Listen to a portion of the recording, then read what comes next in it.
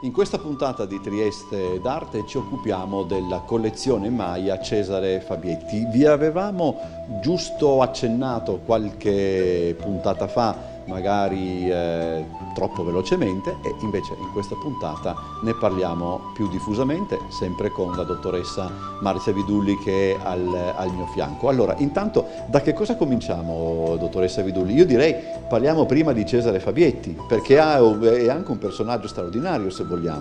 Assolutamente sì. Mi fa piacere innanzitutto parlare di questa collezione in agosto del 22 perché sono 20 anni, esattamente il 24 agosto del 2002, che questa collezione è stata donata al Museo di Trieste. È una nicchia, un particolare un po' separato dal resto delle collezioni, ma fa parte della storia triestina, perché Cesare Fabietti è triestino. Nasce a Trieste nel 1934, studia agraria a Bologna, compagno di università di Ernesto Illi, il fondatore della Illy Caffè, ma Fabietti va a cercare fortuna nel mondo, va in America all'inizio degli anni 50, sono gli anni in cui non si riesce a entrare negli Stati Uniti perché c'è un numero chiuso, lui va in Guatemala e poi accetta un incarico in El Salvador, una avventura pionieristica, quella di creare una piantagione nuova di cotone. Deve arrivare sul posto in aereo, quindi prende anche la patente di volo e in questa occasione evidentemente trova i reperti che poi sono stati donati. Però, oltre a spedirli a casa a sua madre, non ne fa più nulla. Durante il resto della sua vita viaggia in tutti i continenti, fa sempre l'agronomo e l'entomologo, non studia gli insetti come i miei colleghi di storia naturale, ma cerca di sterminarli nell'agricoltura. E alla fine arriva a Fresno, si innamora del luogo e con grande sforzo riesce a piantare una vite e ad avere quindi una produzione di vino californiano. Nel frattempo sposa un'italiana, un'altoatesina, e poi muore il 30 dicembre del 1999. Possiamo dire che è un uomo dell'altro secolo.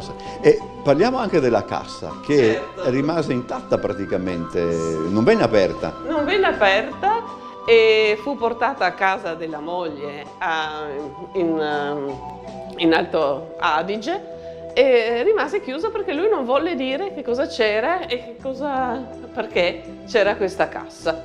Così nel 2001 la famiglia si ritrova un'estate ad aprire questa cassa. È simpatico perché si fotografano anche con i cacciavite e gli attrezzi e tutti insieme aprono la cassa e scoprono questi oggetti tutti avvolti nella carta di giornale. In un vaso trovano un fogliettino che dice Lempa. Lempa è il fiume, che come il nostro Po, il principale fiume di El Salvador, ed è appunto in questa zona pianeggiante e molto fertile che c'era la piantagione. Si chiedono cosa fare di questi oggetti. La cugina triestina dice, Cesare era triestino, la cassa era arrivata addirittura in via San Giacomo in Monti 10, quindi qua vicino. Poco distante. La regaliamo, la doniamo al Museo di Trieste. Il nostro direttore di allora, il compianto Adriano Dugulin, corre subito a recuperare la cassa e 20 anni fa, in agosto, mi arriva con questa cassa e mi dice Marzia, questa è la nuova donazione, ho promesso che in un anno la studiamo, la esponiamo, viene da El Salvador. Beh, El Salvador, cioè la mia cultura non arrivava al Centro America. È stata una bellissima esperienza perché ho chiesto aiuto, ovviamente, ho chiesto aiuto a Roma, al Museo Pigorini, il museo preistorico etnografico, che ha le collezioni dei diversi continenti. Ho avuto contatto con il responsabile dell'America, il dottor Cavatrunci, che mi ha mandato una sua studentessa, ci ha messo in contatto con un professore di Parigi, della Sorbonne, che ha scritto il testo introduttivo di inquadramento, quindi il catalogo, alcuni testi scritti dalla moglie, da Ernesto Illi e dagli amici, ed ecco il catalogo e l'esposizione. Quali sono le caratteristiche allora degli oggetti esposti che possono essere ricondotti a più tipologie, insomma? Sono reperti unitari, quindi trovati in una zona ristretta e una zona che aveva anche dei caratteri particolari, perché era già stata fatta una ricerca di superficie in quel territorio e quindi i nostri oggetti rientrano benissimo nel quadro che si era fatto. Sono degli oggetti come alcuni vasi. Questi vasi non sono fatti al tornio, perché prima dell'arrivo di Colombo in America non conoscevano il tornio e i vasi venivano fatti come nella nostra preistoria. Sui castellieri del nostro Carso lavoravano nel millennio prima di Cristo come questa cultura che risale invece al primo millennio dopo Cristo. Creavano una lunga corda di argilla che veniva avvolta a formare le pareti e poi con le mani si lisciava in modo da togliere tutte queste ondulazioni, però toccando questi vasi si sente ancora come sono stati creati. Hanno poi un particolare modo per essere colorati con dei colori rossi ed è proprio una ceramica Usulután, che è il distretto dove sono stati trovati i nostri pezzi e che si diffondono in tutto il mondo Maya. Questo territorio è un po' il confine del grande mondo Maya, però risente di questa civiltà. Siamo quindi tra 600 e 1000 d.C. Ci sono vasi con piedini che le tengono alzate o addirittura alti piedini che sollevavano dei vassoi. E noi rimangono questi piedini che sono figurati con dei volti fantastici, grotteschi. Questi piedini sono vuoti all'interno, c'è un sassolino e hanno dei buchetti perché muovendoli fanno un suono. Sono dei sonagli, quindi dovete immaginare le offerte allo spirito su questi vassoi che venivano scossi e il rumore richiamava lo spirito a cui si volevano fare le offerte. Siamo in questo mondo sciamanico che tanto ci affascina. Ci sono altri oggetti come quei dischetti rotondi di argilla e di pietra che sono null'altro che le fusaiole che venivano usate per filare il cotone e tessere gli abiti, quindi produzione e lavorazione del cotone. C'è quassù un strumento che serviva per macinare il grano, il mais, che era la base dell'alimentazione di questo popolo. C'è poi un oggetto che riproduce una zucca. Mangiavano quindi mais, fagioli, zucche e un'alimentazione molto semplice e naturale. E poi in questa collezione ci sono soprattutto figurine. Ecco, e le figurine ci aiutano molto, no, dottoressa Vidulli, anche a ricostruire determinati usi e costumi che per certi aspetti possono sembrare addirittura estremi, come per esempio come si può dire, la deformazione cranica, che tra l'altro curiosamente era riservata, se ho letto bene, alle classi alte. Certo, era un segno di distinzione. Ai bambini nei primi 6 mesi di vita mettevano delle tavolette di legno sulla fronte e dietro e stringevano in modo che la forma del cranio fosse più alta e era un segno di nobiltà. Questo popolo, a differenza dei Maya e delle altre culture, non si faceva segni sul viso, sul viso e altre cose, soltanto questa deformazione.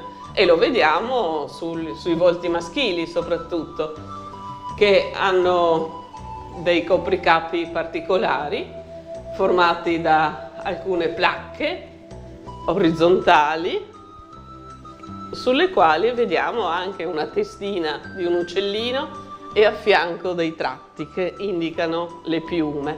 Dobbiamo immaginare questo grande amore per le piume colorate di questi uccelli locali, che erano anche questi un simbolo, un po' come conosciamo con gli indiani d'America, no? Questo gran uso delle piume dei grandi capi e degli sciamani stessi. C'è un'altra curiosità, se vogliamo, no, dottoressa, che riguarda proprio le testine di cui stiamo parlando. Questi buchi in corrispondenza, si potrebbe dire, quasi del naso e delle orecchie. Sì, le statuine sono nude, anche quando si è conservato il corpo, però hanno dei gioielli, delle grosse collane che ricordano le collane di giada del mondo Maya, ma anche delle protezioni per orecchi e naso, cioè i due fori da cui poteva entrare il male e poteva uscire la forza vitale, e quindi usavano dei grandi orecchini e anche delle decorazioni nasali che proteggevano quindi queste parti del corpo. Si può immaginare, forse ci sposteremmo troppo in là, che adesso, non so, il piercing ed altre cose possano in qualche modo derivare da tutto ciò, oppure veramente è un'interpretazione troppo audace? Ma io credo di sì, anche i tatuaggi che decoravano il corpo risale a queste civiltà antiche. Quindi non c'è niente di nuovo quando uno si fa forte di tatuaggi ed altro, insomma, questo magari... Le scarnificazioni per fortuna ancora non sono di moda. Che cos'altro ci dice questa raccolta, dottoressa, di quel periodo, di quelle popolazioni anche? Abbiamo parlato dell'uomo, ma ci sono anche delle testine femminili, e quindi l'acconciatura femminile, che ricorda moltissimo quelle attuali, è formata da trecce e da una stoffa che veniva arrotolata intorno alla testa, quasi a creare un nido, ed è proprio quella che conosciamo ancora oggi. C'è una figurina di un bambino che è seduto con le ginocchia al petto, quindi rannicchiato con le mani sulle ginocchia, che è un'altra posizione tipica quando noi ci immaginiamo i messicani che dormono sotto il sombrero. E poi ci sono anche degli animali, ecco, naturalmente un popolo che viveva a stretto contatto con una natura difficile, e quindi la presenza dei grandi felini, del giaguaro, del puma e di altri felini che, grazie al fatto che diventano dei, come nel mondo egizio, questi animali vengono tenuti lontani e vengono comandati dallo sciamano. C'è anche la figurina di un cane con le zampine sul muso, e il cane aveva il compito di accompagnare il defunto nell'aldilà, come nell'Egitto, come il dio Anubi. Ecco, volevo proprio arrivare anche a questo, perché molti dei reperti che si possono vedere all'interno delle collezioni del museo hanno a che fare proprio con le tradizioni funerarie, eccetera. Credo di aver già posto la domanda, però la ripongo eventualmente ampliandola. Perché un tempo si dava tutta questa importanza all'inumazione, se vogliamo, e ci sono dei tratti comuni fra le diverse popolazioni? Non so se solo una volta, anche oggi noi. Sì, forse sì, è per vero. noi è normale, no? Sì, o quantomeno sì, ho capito quello che intendi. Sì. Sì, certo che la morte è un passaggio che colpisce chi rimane, soprattutto, e quindi la necessità di ricordare l'antenato, che è in tutti i popoli. E così anche in questo mondo Maya le sepolture non erano in cimiteri, ma nello stesso villaggio, addirittura nel cortile, Però avevano paura che l'antenato tornasse a disturbare i viventi, quindi veniva anche nel mondo Maya sepolto con del cibo, con la copia degli oggetti con cui lavorare nell'aldilà e soprattutto accompagnato dagli antenati. E queste statuine, ce ne sono tantissime, sono gli antenati. Anche queste statuine sono sonagli, quindi anche queste, vibrando, richiamavano lo spirito dell'antenato che avrebbe accompagnato il defunto nell'aldilà.